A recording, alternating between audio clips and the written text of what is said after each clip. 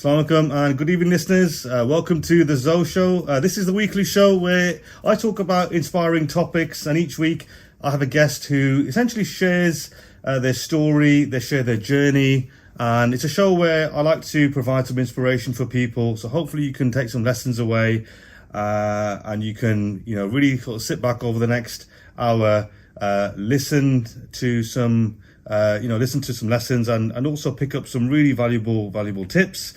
My guest for tonight is someone who I've known for quite a while now, I'd say. There is a slight family connection as well. He is someone who has really skyrocketed in the last few years in terms of his profile, his network. Someone who actually, is, he's building a very good network around himself, and he is, someone who does have a lot of experience in the field of HR as well. But I'll let him do more of an introduction. And actually, he's a fellow presenter on Unity FM.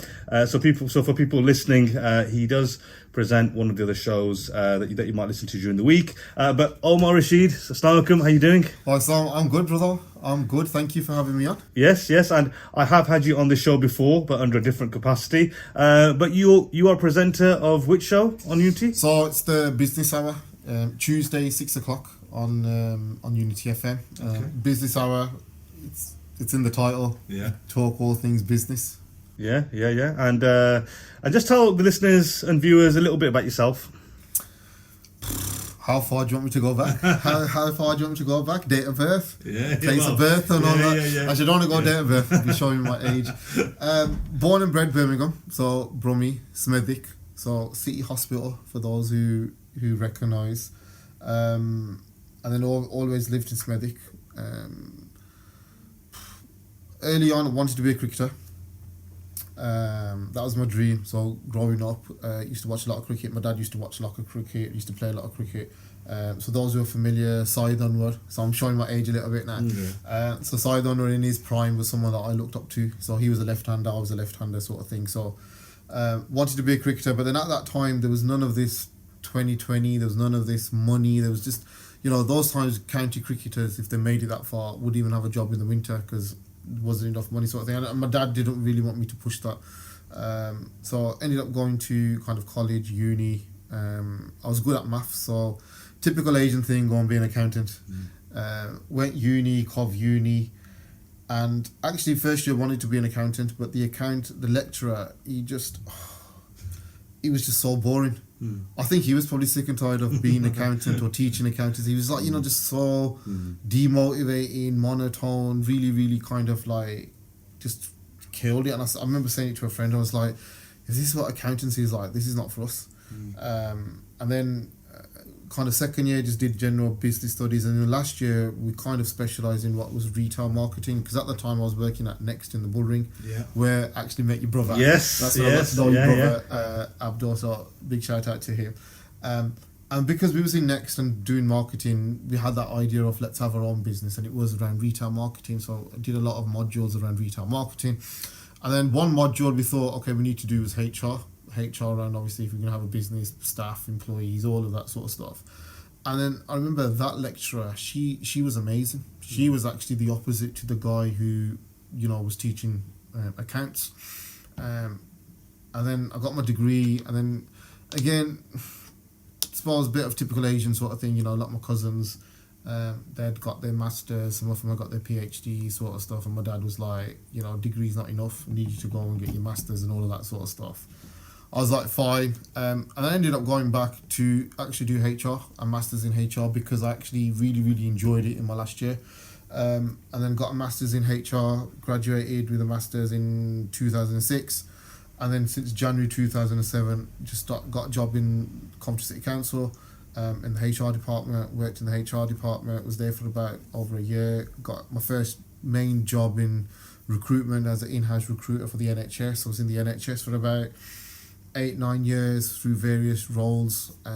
Got made redundant, was contracting for a bit, then got headhunted, worked for a charity, didn't like that, it was too slow paced, and then 2018 started my HR business. Just thought, okay, now's the time to kind of go be that entrepreneur that I kind of wanted to be at uni, not in retail, not in like a product, but actually service based. And then 2018, just not look back, just don't regret it. Timing was right, and just kind of, 5-6 years on, really enjoying it, enjoying how things are. Yeah. What was that pivot like? Because you mentioned how you were initially doing accountancy, or that's what your parents were trying to push you, or I say push you, they were trying to encourage you to do that.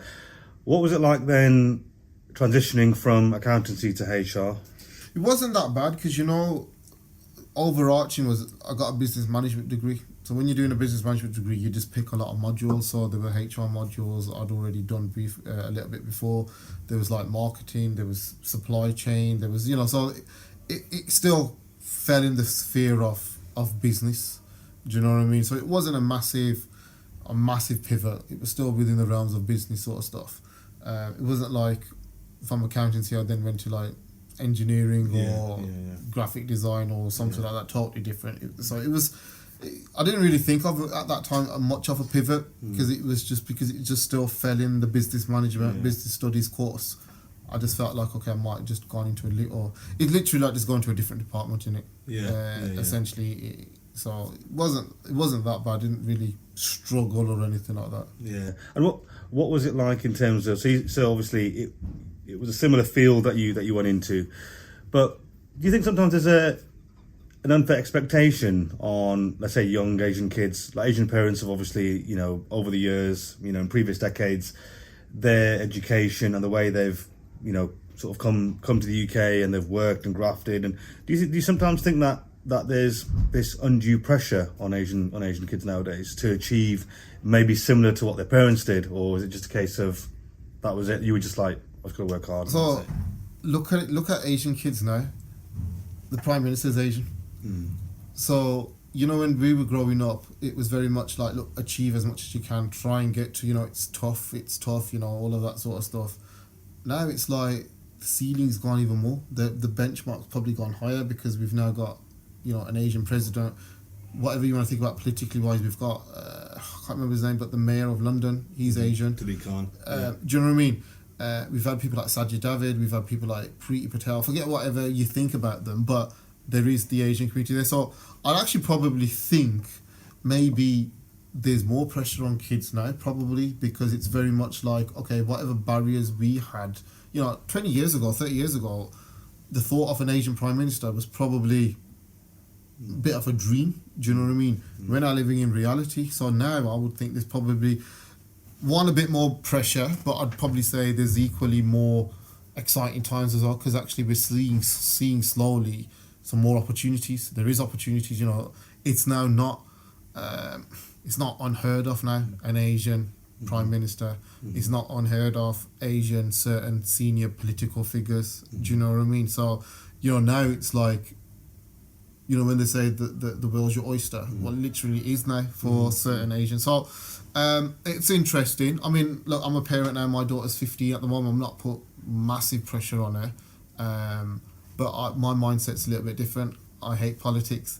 So my thought for my daughter is never towards that end.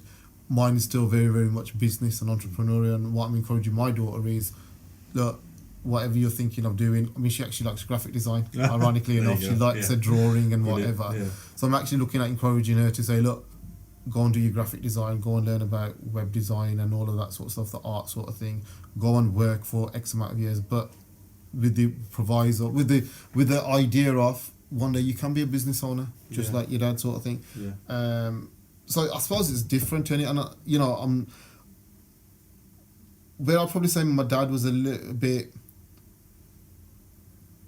for all like the pressure and whatever, there was always good in my dad in the sense of he encouraged that actually, you know what, okay, you can do it, and actually by having a very, very strong education, it will set you up in good light sort of thing. So looking back, even though I wasn't the most interested in academia, give me sports, give me cricket, but give me a football over a pen paper sort of stuff. But I'd always, be grateful to my dad who pushed me to say, actually, you know what, because wouldn't be here without that education, without that upbringing, without that pressure, without that, to an extent, of that discipline to kind of do it. What would you say is the biggest piece of advice that your dad gave you? Get educated. My dad was very, very big on education. Very, very big. Everything kind of, you know, everything he kind of believed in stemmed from a good education. Yeah. So I'd probably say that's the biggest thing my dad kind of pushed was get educated. And was that you make obviously you're you're a business owner now, HR department. Was that entrepreneurial spirit present early on? Yeah, to an extent. Yeah, little things like I think when I was in school, I can't remember fully. So this was junior school, and I remember I had wrestling figures. I don't know if you remember, you know, the little wrestling figures, the action figures. And at the time there was we were growing up, again showing my age sort of thing, the Sega Mega Drive or the SNES, the Super Nintendo. Man. I remember at school, I managed to exchange one of my wrestling action figures for a Sega Mega Drive game. Do you know what I mean? I totally got the best end of the bargain. And I remember one particular night, I probably exchanged 3-4 games for whatever sort of stuff. And I remember the kid coming with his mom, speaking to my dad to say, look, this is what he's done. Can't believe it. You know, with all due respect, these action figures cost £2-3. Those Sega Mega Drive games cost £30-40, and he's exchanged them. Can we have them back, please? And I remember my dad calling me, and he was like, what's happened? This and that. I was like, you know, we've exchanged it. But he was like, okay, even though you got a good deal at the better end of the deal, need to return it. I remember my dad saying then, he's like, you've always got this good business mind sort of stuff. But I had it, but when I started my work, I always felt that I was ambitious to go and be a director. You know, it was like I worked in the NHS, and I was very much like, look, my dad, again, following my dad's footsteps a little bit, my dad was in the Birmingham City Council for many, many years. He retired, got a good pension, etc., etc. So my dad was very much of the public sector mindset, and he was like, okay, you've got a job with the NHS. And I was sold on, okay, I reckon I could be in the public sector, NHS, nice pension, etc., and go and be a director sort of thing. But it never panned out that way. You know, 8-9 years in, I got made redundant. And then I think at that stage, then I just reflected. And I think the biggest influences then were, just before I got made redundant in our department, we had a few contractors, through consultants, through contractors, and they opened my eyes to, okay, we're contracting, we've got a limited company, we invoice, we pay our own tax and all of that sort of stuff. And that's when at that stage they really opened my eyes. So I'll say at that later stage they were probably my main influences. Then I contracted a little bit sort of stuff. Then I went back into employment, didn't enjoy it, and then that's when I did want to, and then that's when really in that time I thought of, okay, I want to get back to contracting, but I want to get my own contracts. I don't want to rely on agencies. I don't want the agencies to take a cut or anything like that. And that's when then I stumbled across the HR department. They had an opportunity. It's a franchise model, but you buy your own business sort of stuff. And it was like, for me, it was just perfect with my upbringing, my background of public sector, maybe being a little bit safe and etc. etc. Joining the franchise was the best of both worlds, because it was, I felt like an employee because I've got the support and I'm part of a wider network of things, but then I'm also an entrepreneur. I can have that flexibility to go and run my business and do my business however I want to, sort of thing. So I think I really, maybe the franchise model was probably the best opportunity to do. Whether I would have done it without it, I don't know. Just before we go on to the franchise model and obviously the success since then, and I've had different opinions on this when I've asked this in previous shows, but what did redundancy do for you in terms of so when you get told you're made redundant, it's obviously it can be such a blow to people's confidence, the confidence, their ego, their sort of how they bounce back from it. What did it when you were first informed of that? What did you go through? So when my redundancy happened, because it's all about mindset, and I want to kind of explain my mindset at that time. So about 9 months before I was, the redundancy happened, I slipped my disc. I slipped my discs, and I had really, really bad sciatica, and I was off sick for about 4 or 5 months. I had a couple of MRI scans, I had cupping, I had acupuncture, I had physio. Even a chiropractor turned me away. They said, look, I don't think I can help you. And after all of that 4 or 5 months, 6 months of being off and then recovery, and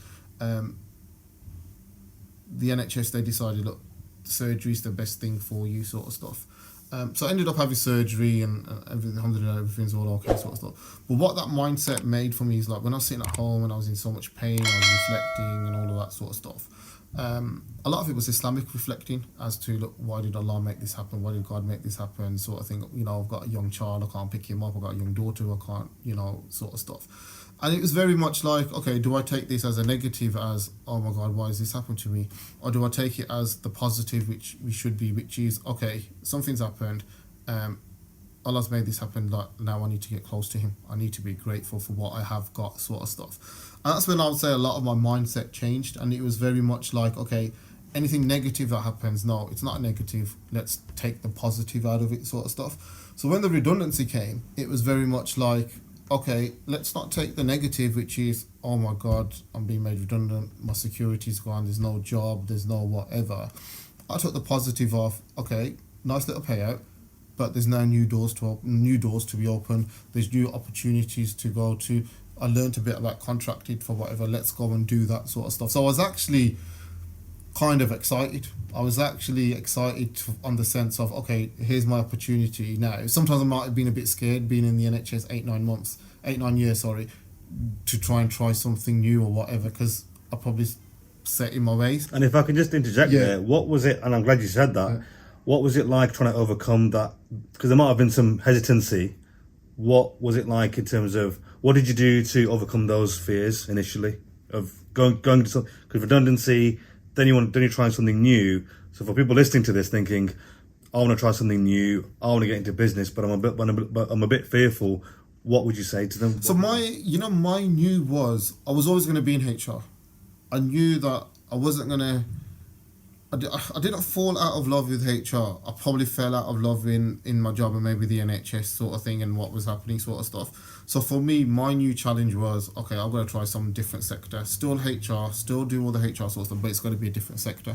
And luckily, I spoke to a couple of agencies and I got, it was a nice little segue. It was a private healthcare provider who had brought an NHS service from the NHS. So all the staff trooped over, but they all trooped over on NHS terms and conditions. So again, you could say a little bit lucky, you could say, you know, God intended it this way sort of stuff. But I ended up working for a private company, mixture of private terms and conditions, but they had some staff who trooped over and were on NHS terms and conditions, which I had the example and the experience for. So that allowed me to then step into now a new sector. It was all private healthcare, from public healthcare to private healthcare sort of stuff, but it was all HR. You know, I still love my profession, still love my job sort of stuff. So for me, it was about, okay, the new for me was just a different industry, a different sector sort of stuff. Yeah. But there must have been some, even though it's new, you know, but a lot of the time with new becomes that slight kind of, you know, you think about what can go wrong or things like that. So, you know, what's your advice to people who are trying something new at the minute, or they're going through a new phase? What would be your sort of your advice or tips for them? Think positive. If you're going to constantly thinking, I can't do this or this is different. I mean, I'll give you one example. The private sector, they always used to say it's fast paced. Public sector is really slow paced because you've got to go through all this bureaucracy and all of this sort of stuff. They always used to say it's fast paced. And sometimes you think to yourself and you're thinking, oh my God, am I really that slow? Do I work that slow? Could I not handle this? Can I not handle a bit of pressure? Can I not maybe multitask? Or you start doubting yourself. That's what you kind of think. But then when you're thinking positive, then it's like, well, actually, you know what? Maybe I am cut out for this. That maybe I was actually held back myself, and maybe this is the environment for me. So if people are thinking, again, I know it's easy to say, block out the negatives. Start thinking about the positives. Start thinking that, okay, I can do this, and actually I was born for this, or actually this is my time to do this. It is my time now to work in a faster environment, to do something new sort of stuff. So I'd always say have that positive outlook on things, you know, the whole imposter syndrome and, you know, whatever. Just fight that. Just be positive sort of thing. And I think the other thing is, there's a bit of a myth when people say, we want you to hit the ground running. You can ask for help. people will help you nine times out of 10. Someone who doesn't help you, you're better off getting out of there. Do you know what I mean? If someone is just there to leave you alone, to set you up to fail, you're actually better off out of there, and don't let that get you down. But 9 times out of 10, I mean, when I moved in, there were times when I asked for help, and my manager was there to help me. Even though I was a contractor, she was still there to help me, sort of thing. Other people were there to help me as well. Even some of the people I managed, subordinates, they were there to help me as well. You ask for help, you'd be surprised 9 times out of 10 how much people actually will be willing to help as well. Yeah. So 2 things I'd say is, look, have that positive impact, have that positive mindset, but then don't be afraid to ask for help. Don't bottle it up, don't be scared. Don't think that by me asking for something means that, oh crap, I can't do this, or I can't do this, or I'm going to get caught out, or people are going to think that I'm not cut out for this. Yeah. It's interesting because I know that you created some content on social media where, like, you make these sort of humorous clips of situations at work where people might find themselves, I think example like of somebody taking holiday or something, or I think, like, during Ramadan, like these little quick sort of funny videos you were doing. So with what you do now, does that stem from the fact that you maybe experienced these things when you were younger, and now you want to now help people with their employment journey or their careers and stuff? Is there an element of that? 100%. Yeah. I think I'm at that stage where if I can help as many people as I can, give advice, sort of thing, I will do. Few HR people who have made the jump, they'll message me on LinkedIn. I've had that conversation. People might say, oh, but they're going to be a competitor of yours tomorrow. May well be, but there's enough out there for everyone. I'll always believe that there's enough out there to everyone. For someone who doesn't believe that, then that's just ultimate greed. Then that person is just greedy, and actually nothing will make them happy, sort of stuff. I always believe that there's enough out there for everyone. But for me, look, you help people, people help you back. Do you know what I mean? There's expressions, give as gain. You give people, people give people back. I truly believe that. So I try and help as many people as I can. Can't help everyone. And one of the things I struggle with at the moment is when I try and recruit and people are looking for jobs, I get a lot of people who give me that that give me that harsh reality of, look, I've come from India, I've come from Pakistan, I've come from Bangladesh, I'm struggling, can you help me for a job? And I suppose the hardest thing is saying to them, sorry, I can't help, or I can't help. But I get so many messages. If I put a post out on Facebook, for example, I get so many messages to say, I've got this visa, please help me for this job, I can't go back, this and that. And it's like, there's only so much I can do. So I do feel a little bit bad, but there's only so much you can do to help people. But I think if your intentions are clean to help people, I think a lot of doors open up. So I'm a firm believer of that. I was just going to say, obviously, the job market is tough, or when people are looking for jobs, it's like, let's say someone's not enjoying their job, or they just want a change of direction. What do you think are the common mistakes, or what can people do when someone's looking for a job? What would you say is, like, let's say, again, what would you advise in terms of, so you just said, like, people give a sob story, or they might try too hard, but what do you think they should do? What are the first steps towards getting a new job, or trying to get a new role? I think when I read CVs, or I speak to people, they always say, I did this, I can do this, just list everything. I'm always like, okay, you can do it, great, but by doing it, what value did you bring? Do you know what I mean? Sell the value, sell what you've done, or the knowledge you've done, or the skills you've done. Sell it as a value. So if I give you an example, people will say, look, I'm a great salesman. I can sell everything. Okay, great. But imagine saying, I increased my sales, or the team sales, or the company sales. I brought 3 clients on. You might think, okay, that's not a lot. But when you say the value of those clients were £500 million, or double the turnover, and that, etc., that's value. Do you know what I mean? That's impact. And I think these are the things that people need to really emphasize on. You'd be surprised. A lot of people will just say, I can do this, I've got skills in this. And it's just a bullet point. It's a bullet point or 2 to say, I can do this sort of thing. And it's like, okay, I've got 20 other CVs that of people saying exactly the same thing with the same bullet points sort of thing. Do you know what I mean? So I would always say, look, show your worth, show your value. And I'll give you the one best example. I was speaking to a candidate not too long ago, and the job that he was going to apply for would have been his highest salary ever, right? He actually said to me, he goes, listen, I'm happy to take a lower salary just to prove myself, and then you bump me up. And I asked him, I go, do you believe you can do this job? He goes, 100%.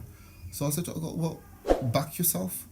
I go, as soon as you say to a recruiter or the recruiting manager, give me something less, let me prove myself, you're giving the view of you've got some self-doubt that actually maybe you're not ready for this. But if you're saying you are ready, back yourself. If they're offering you that salary, take that salary. Don't go in there and say, give me a little bit less. So back yourself is what I'd also say. If you're looking for a new job, you're looking for a new challenge, back yourself. Look at how you can do it. If you've seen the ideal job, back yourself to sell it, that this is how I can deliver and this is the value that I can bring. Don't be hesitant. Because as soon as you be hesitant or you don't doubt yourself or whatever, opportunity is gone. Someone else will take that opportunity. Or if you've been given that opportunity, chances are you're not going to win because you actually feel like you shouldn't be there. You already feel like a loser being there. So how are you going to win then? So always back yourself, and some really strong words there. And I hope people listening have taken some, some real nuggets away from this conversation. What we're going to do is we're just taking a short commercial break. After the break, we'll be discussing more things with Omar. We're going to talk about a little bit about his networking journey, his growth of networking actually, and we might discuss a few other things as well. So do stay tuned, and we'll see you after the break. Thank you. Welcome back to the ZoShow. My guest for this evening is Omar Rashid. Before the break, we were talking with Omar about how effective it is to look for jobs in the right way, and also a little bit about his personal journey. What we're going to be touching on now is Omar really has risen, to, I don't want to say, well, I don't want to put him down, but at the same time, but his profile has really risen quite a lot actually, due to the fact that, he is a big networker. He's built a very good community and network around him. He runs a very successful breakfast networking club, and he is someone who sits on the board for the Asian Chambers of Commerce. So let's talk a little bit about networking, Omar. Why should people, what does that word mean, networking? I'd say it's opportunities. Networking is all about opportunities. And sometimes opportunities come when you least think it would, or through the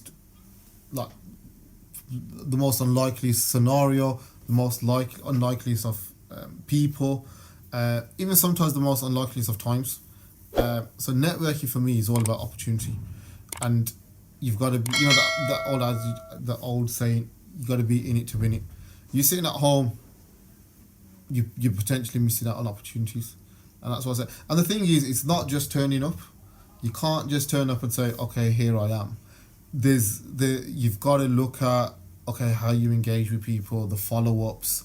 And sometimes you might need to go to 10 networking events, you might need to go to the same networking event 10 times, see the same people 10 times, speak to the same people 10 times, and then that opportunity comes.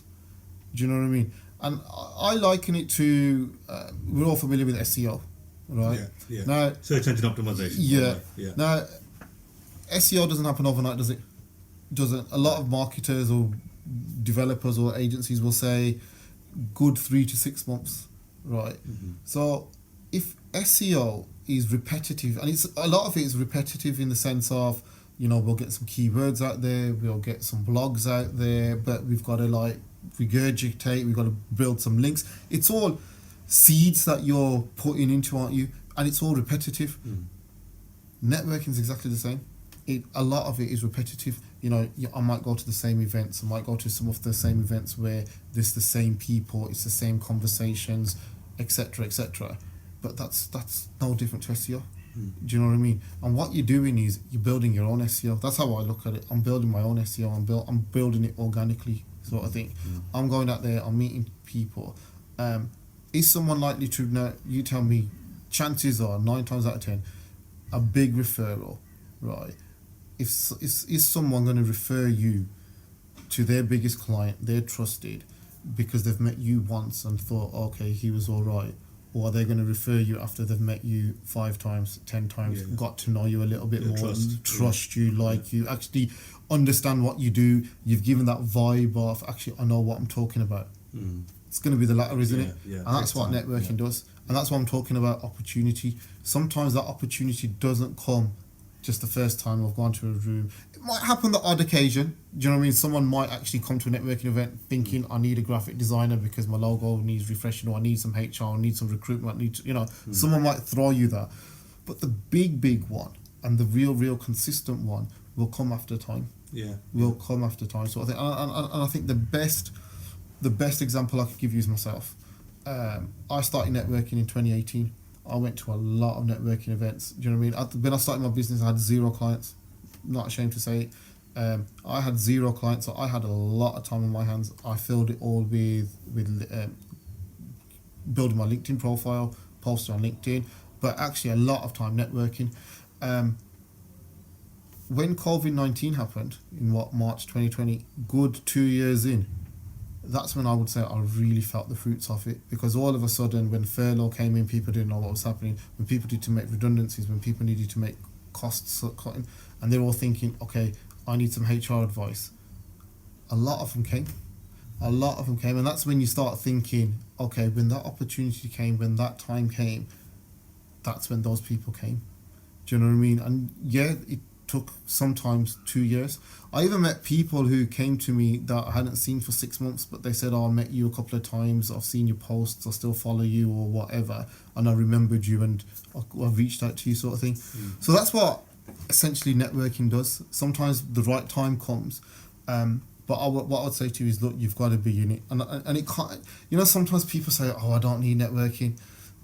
But have you retired?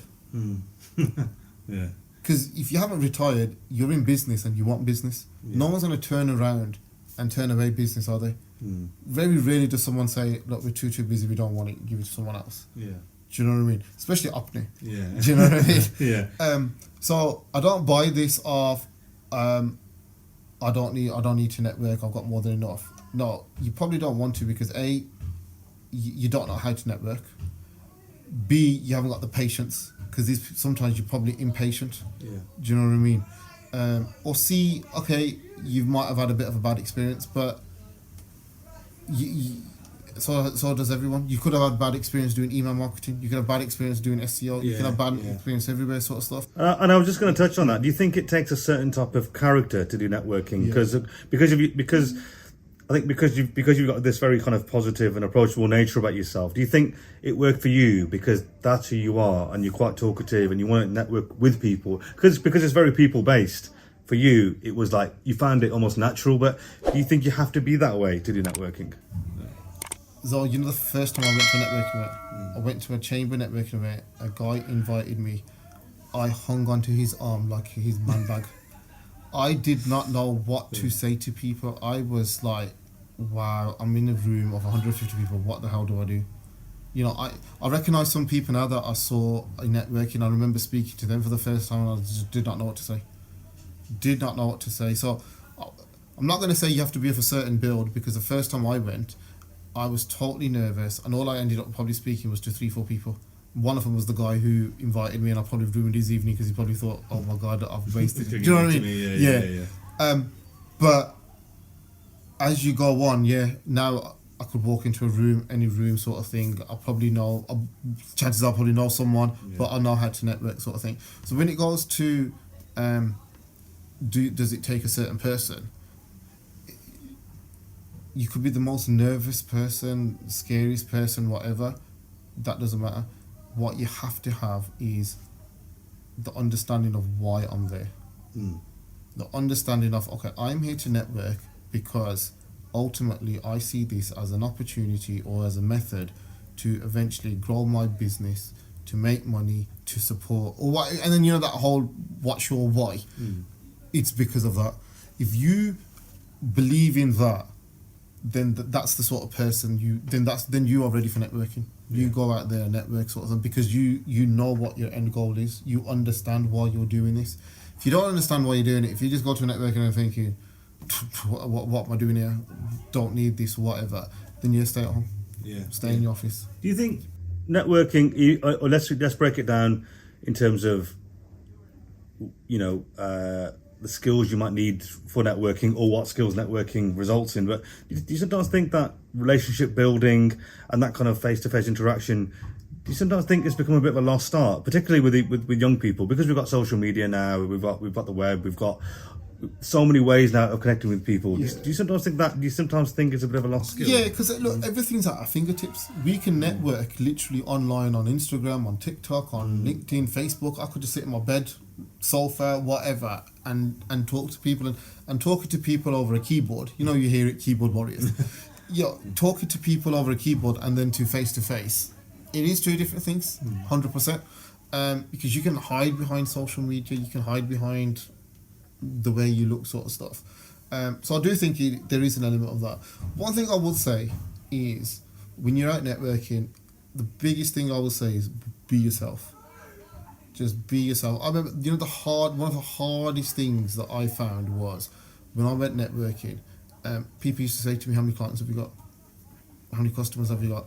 I feel like good 3, 4, 5 months, I had to be honest and say 0. So many times, trust me, there were times where I wanted to blog it, because I felt like, oh my God, how much more can I say? I've got 0. What credibility do I get? What do I get? But, I stuck to my principles, which is, no, I'm not going to lie. Why should I lie for? And if that means someone else also says, oh, me too, I'm struggling, or I'm just starting out, sort of stuff, I need to speak to someone about it. Good. Do you know what I mean? And the irony is now, it's like, I always joke about it, it's like, now that, alhamdulillah, I've got a fair few clients, no one even asks me. No one asks me, how many clients have you got? But I'm like, now I'm ready to tell you how many have I got. This is the number I was lying about. I wanted to lie about ages ago. But what I'd say to you, look, just be yourself. And sometimes it's hard. Sometimes it's hard to say, I've got 0 clients, or I've got 1 client, or I've only got 2 clients and I'm struggling, or I'm just starting out but I'm building it, sort of stuff. Because I think, just be yourself. And if you show that little bit of vulnerability, or you show that little bit of, rawness and realness, trust me, you will connect with a lot more people than you saying, oh yeah, I'm smashing it, I've got 5 clients, 10 clients, I'm really, really busy. I wasn't about to come today because of whatever. You're giving that, because after some time, people will see through that fakeness. People will see through that, well, I thought you were really, really busy. Or you've just asked for a quote, you can't afford it. Oh, but that's reasonable. I thought you had loads of clients paying you X amount. Do you know what I mean? And that puts a dent on your credibility. That puts a dent on your company as well. And then in the long run, that will put a dent on you and your confidence, because then you're all of a sudden thinking, oh my God, I thought I could blag it. Now I've been caught out. Or, someone else who's just come on 5 minutes ago, they're being themselves. They've got the contact, sort of stuff. Biggest thing is just be yourself. Be yourself.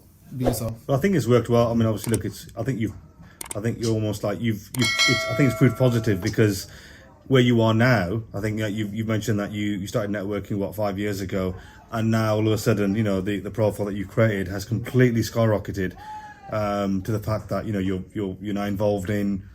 Well, you run your networking group, and you're on the board. So just talk a little bit about that. So obviously you're is it the board of ABCC? President of the ABCC. President, sorry, apologies. President of the Asian Chambers. So there you go. So president of the Asian Chambers, and just explain a little bit about that actually. So what is the Asian Chamber of Commerce? So the Asian Chamber of Commerce is a platform for Asian businesses and Asian professionals. So it's not just for Asian business, Asian professionals. You could be a non-Asian, but you want to tap into the Asian market, the Asian businesses, sort of stuff. So, we welcome them. It's diverse in that sense as well.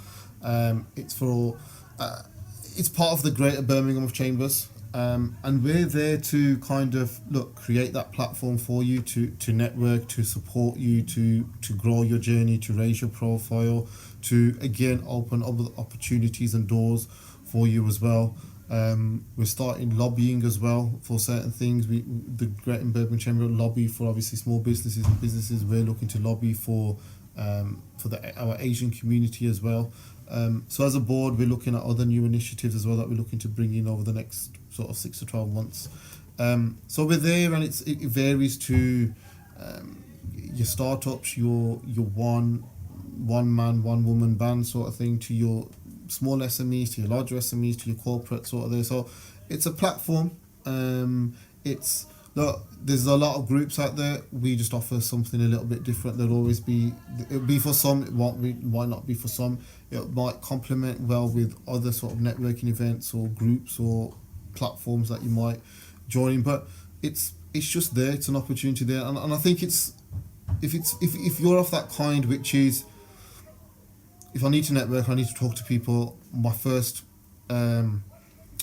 something that I'm going to be comfortable is maybe talking to people that look like me, that resemble like me, that can resonate with me, that I can be myself with another an Asian guy, an Asian female, or sort of thing. Then that's a great platform. It's a great starting point. Yeah. Do you know what I mean? If you're there with, needing to fight some some cultural barriers or some cultural stereotypes sort of thing, and you want someone to relate with you sort of stuff, then that's a platform for you. So that's a starting point. Yeah. And I mean, with networking, comes the fact that you have to have the ability to stand up, to speak, to present. One of the biggest fears is, people always say to me, public speaking, which I had a fear of when I was younger. But you now host your own, The Breakfast Club, is it? With, who's it? With 𝐄𝐍𝐉𝐻𝐾. So what was it like developing the confidence to host your own? So from being somebody who didn't do networking to then being the president, not a board member of the Asian Chambers, to then hosting your own networking event now, what's that journey been like, and how was it? What was it like when you were did you actively have to learn the skills, or was it just a case of you just developed it the more networking you did? A bit of both. So I think, and this is where one of the benefits I have with a franchise business. So part of our sort of induction sort of thing, they did kind of train you. We did have a sales specialist and a networking specialist who came in to kind of say to us, look, the do's and don'ts of networking. Oh, brilliant. So I had that privilege of that, and I think a lot of people probably don't access that. But there's YouTube videos out there. If you looked at LinkedIn Learner, there's a lot of courses out there. So I would always say, if you're new to networking, listen to podcasts, listen to a YouTube video channel sort of thing, learn a bit about the do's and don'ts of networking. What you think is right might not be, the whole going in, here's my business card, sell sort of thing. That's a bit frowned upon. So I did learn a bit about networking. I was shown and I was advised and guided sort of thing. Some of it I learned on my own, which is, and I think you naturally do, because you speak to, when you go to a lot of networking events, you just pick it up, and then you speak to more people, you speak to more and more people. We join certain networking groups that also educate you to a certain way. So you're always learning, sort of thing. And the way the networking event came about, you networked a lot, and I think I'm always going to be grateful to Pathway to Grow, to Surfrise, to 𝐓𝐇𝐈𝐒, because they gave us an opportunity. So again, I went to a networking event, met 𝐿𝐷𝐻 at a networking event, and an opportunity came to, at that time under Pathway to Grow, was to host Serial Network. We took it, and that just kind of grew. It grew. We did that for 15 months or so, and that was the catalyst. So they taught us a lot as well. And that was 6 months in after networking. About 9 months in after we were networking. So I owe a lot to them. I owe a lot to the support that Pathway showed. But we went to different direction with Everyman Cinema, with the Breakfast Club, and now it's like it just comes second naturally, sort of thing. There's still one thing I would say about when you talk about public speaking and people, if you do have to get up to do a pitch or host or do a speak, the one thing I would say to you is practice. Just practice, and there's different ways of. I used to go to a networking event, and if I knew at that networking event I had to give a 30-second or a 1-minute pitch, I'm driving, I'm turning the radio off, and I'm driving, and I'm just talking. I'm just doing my pitch. I'm driving. I'm just doing my pitch.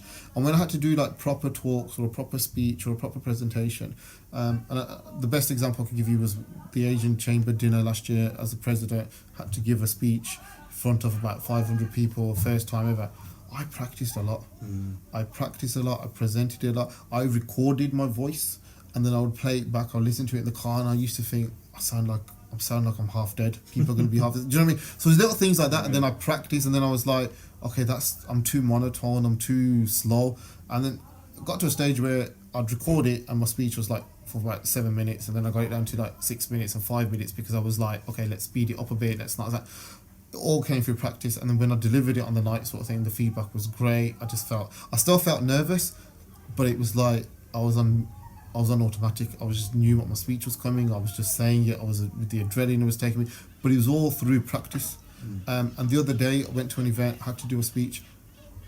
The script was there. The script was on the table. I didn't read it because I'd practiced before.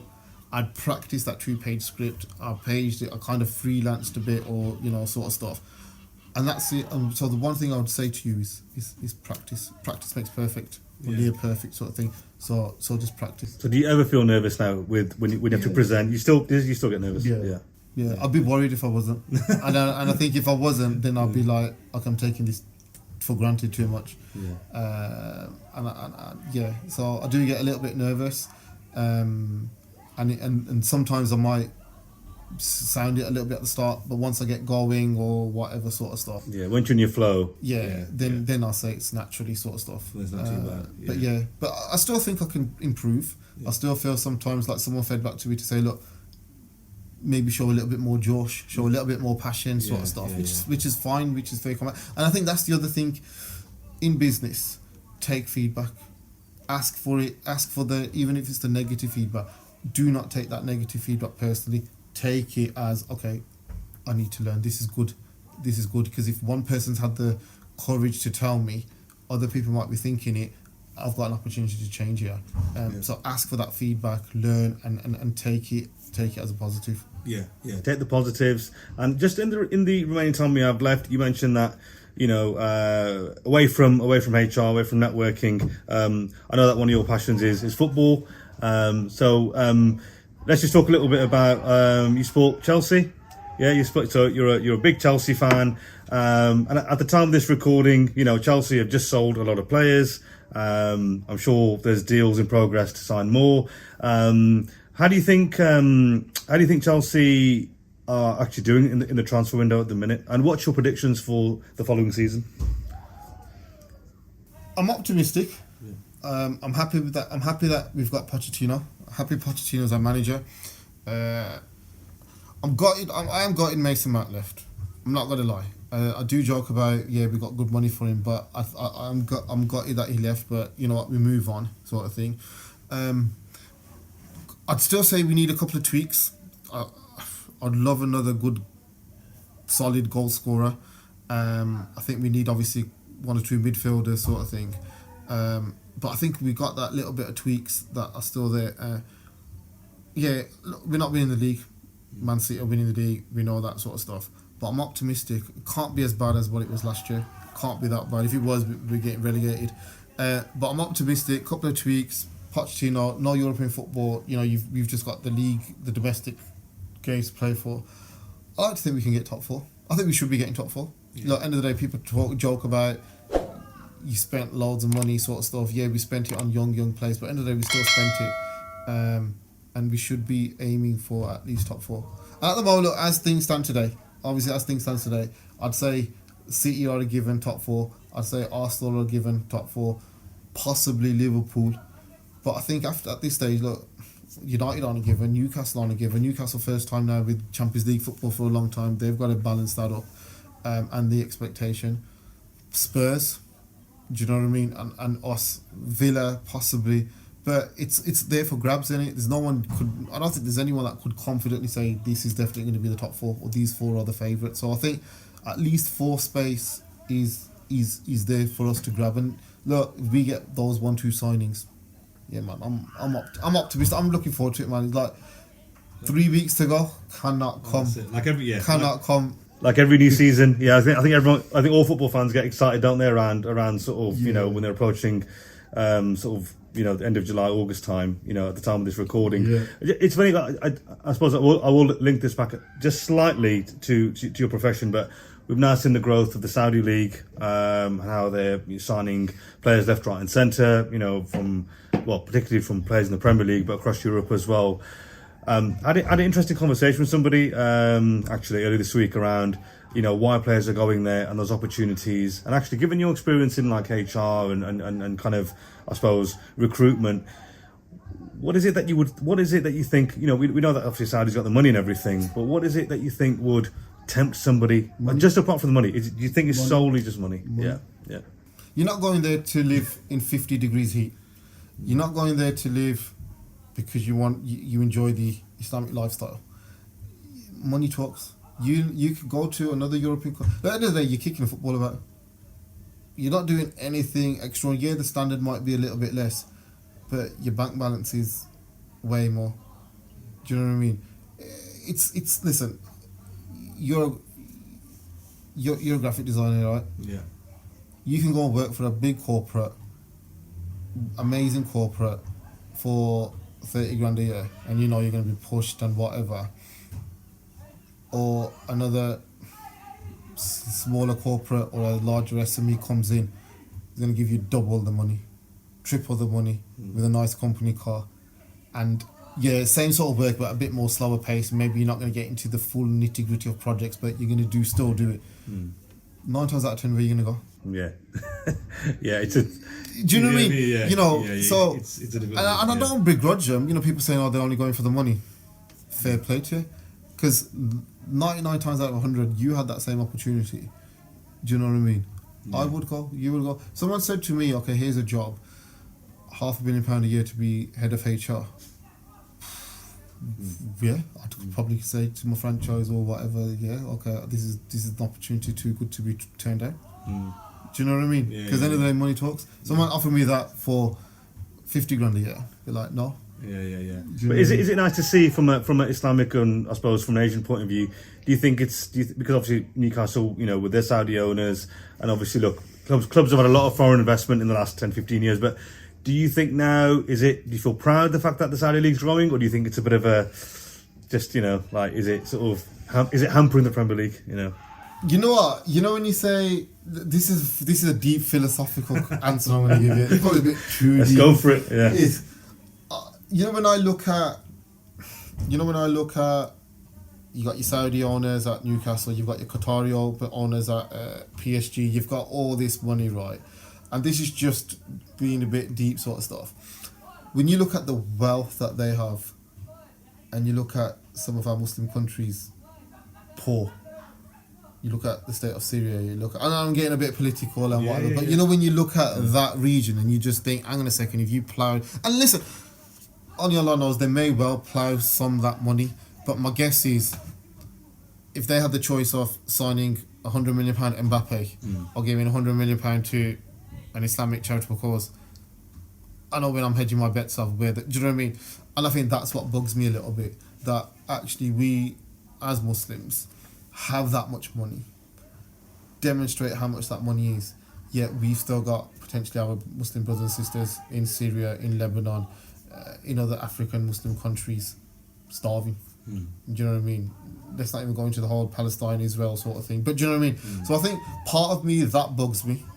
Do you know what I mean? Because at the end of the day, look, football's a game. It is just a game. I know we sometimes get really, really obsessed with it and whatever, but it's just a game sort of thing. When you look at the real life issues, I think that bugs me a little bit, because when you think all of that wealth, imagine all of that wealth put together, how different it could be. So that's my deep philosophical answer to that. On the outside of it, I think it's good. I think it'd be interesting. Like I said, look, there's something in play, like we were speaking about it earlier, the World Club Cup, that's going to get extended to 32 teams in a couple of years. If that's getting extended to 32 teams, there ain't going to be 32 teams from Europe. It's going to be a lot of teams from Asia, South America, whatever. I think that there might be a time that we could see if they sustain it, if that sustainability is there, it might come to a stage where people will happily go to Saudi, pay for the millions, whatever, and then we'll get will get that high standard of football, because end of the day, one tournament every year where your Barcelona's come, your Real Madrid's come, your Chelsea's come, your City come, you're playing with the big boys then. And if you can go and win that tournament as well, or get that level of competitive footballers, what more do you want? Yeah. And I think more and more, if that World Club Cup got to a stage of actually that's on par of me playing in the Champions League, Saudi will win every day of the year because of the salary wages. Unless there became a salary cap, which I think eventually will probably happen. Be applied, yeah. Because Europe will be a bit like, ooh, all our best players are going, sort of stuff. I think it's a good thing that shaking. What I would want is, I think for the competitiveness of the football, I want one or two more nations to kind of step up. I'd love a South American team, country, to say we've got this much millions, in African or even another European league. Like at the moment, it's all Premier League, isn't it? I'd love the Italian league, the German league, for them to be a little bit more richer, to be a bit more competitive. Yeah. We've spoken a lot about, I think we've covered a lot about opportunities, about growth, and I think, like I said, there's just so much value that's been shared. Just as we kind of approach the close here, what's your do you have any final thoughts or messages for people who are listening and viewing this? Anything that any reflections, final reflections? One thing I would say, whether you're in employment, whether you're thinking about starting business, whether you have started business, whatever you're thinking of doing, persevere. Don't give up after a month. Don't just think, okay, it's been a month, nothing's happened. Don't go to 2-3 networking events, think nothing's happened. If you are firm in your belief that, okay, I want to be a business owner, I want to be an entrepreneur, or I want to go for a job because I want to go and be a manager or a director or whatever. Yeah, you might have not been shortlisted or you've not been successful, whatever. Persevere. Give it, look, at least 6 to 12 months or something. If it doesn't happen after 6 to 12 months, at least then you can sit back and say, okay, no regrets. It just wasn't meant to be. The timing wasn't there, or the opportunities wasn't there, and whatever. But don't give up on something. Don't persevere something, and then after 2-3 months, 6 months, or whatever, have that regret of, if only I persevered. If only I carried on a little bit more. If only I just attended there, I could have got that opportunity. Do you know what I mean? That's one thing I'd say. Look, persevere. Brilliant. I think that's a great way to end on. Perseverance, opportunities, growth. I think there's so many things, like I said, that we've spoken about, and I just want to say, honestly, it's hats off to you. I think because with what you've shared, with where you've come from, what you're doing now, I think it's only down to you at the end of the day. I think you've made it happen, and the lessons and the experiences that you've shared here, hopefully that can help other people. Of those people who are listening, like I said, please do, like I said, I hope you've taken notes. I hope you've taken something away from this. And I just want to thank you again for coming on the show. It's been absolutely brilliant. Thank you very much. So it's absolutely fantastic. So that's it for tonight, guys. That is the ZoShow. Thank you to Omar Rashid for coming on. Please do also tune in to Omar's show, The Business Hour, which comes on each week. Tuesday, 6 o'clock. So please do tune into that. And and as I said, please do keep following us on Unity FM. I'll be back next week again on the ZoShow. That's it for tonight, guys. Assalamu alaikum and good night. Thank you.